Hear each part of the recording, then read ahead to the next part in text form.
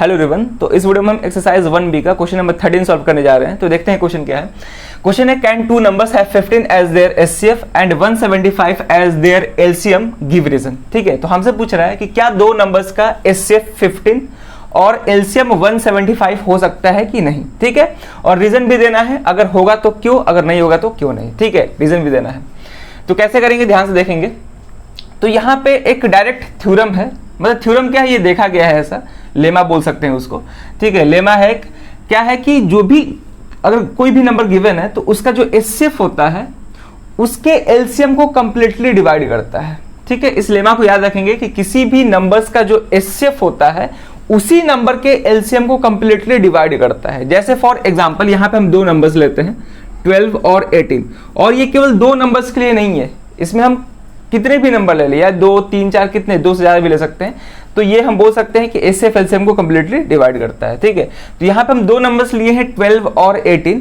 अब इनका हम एचसीएफ और एलसीएम निकाल रहे हैं। तो अगर हम 12 का प्राइम फैक्टराइजेशन करें तो ये हो जाएगा 6, 3 और ये 1। ठीक है, फिर 18 का करेंगे तो ये हो जाएगा 9, 3 से करेंगे डिवाइड। ठीक है, अब इसको प्रोडक्ट के फॉर्म में लिखेंगे तो ये हो जाएगा, अच्छा यहीं पे लिख देते हैं, 12 इजकल टू 2 का स्क्वायर इंटू 3, और ये हो जाएगा 2 इंटू 3 का स्क्वायर। ठीक है, अब एचसीएफ निकालते हैं। तो एचसीएफ कितना आएगा, तो कॉमन प्राइम फैक्टर्स कौन से हैं, 2 और 3। स्मॉलेस्ट पावर लेते हैं, दोनों का 1 है, कितना आ गया, 6 आ गया। ठीक है, एलसीएम में सारे प्राइम फैक्टर्स लेते हैं, यानी कि 2 इंटू 3, हाईएस्ट पावर लेते हैं, दोनों का हाईएस्ट पावर 2 है, कितना हो जाएगा, ये हो जाएगा 4 इंटू 9, यानी कितना आ गया, 36 आ गया।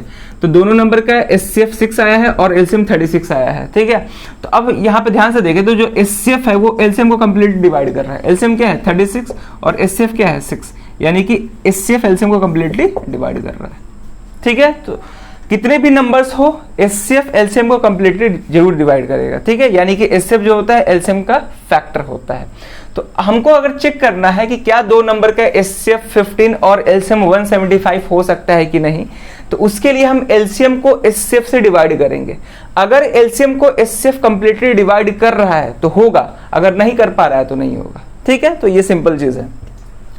तो यहां पे हम क्या करेंगे, चेक करेंगे डिवाइड करके कि डिवाइड कर पा रहा है कि नहीं कंप्लीटली। ठीक है, तो यहां पे अगर डिवाइड करेंगे तो हो जाएगा 175 को 15 से डिवाइड करेंगे। तो पहले 5 से डिवाइड करते हैं तो ये हो जाएगा 3 और ये हो जाएगा 5। ठीक है, और ये हो जाएगा 3। तो 35 को 3 तो कंप्लीटली डिवाइड कर नहीं सकता है, यानी कि एचसीएफ एलसीएम को कंप्लीट डिवाइड नहीं कर रहा है।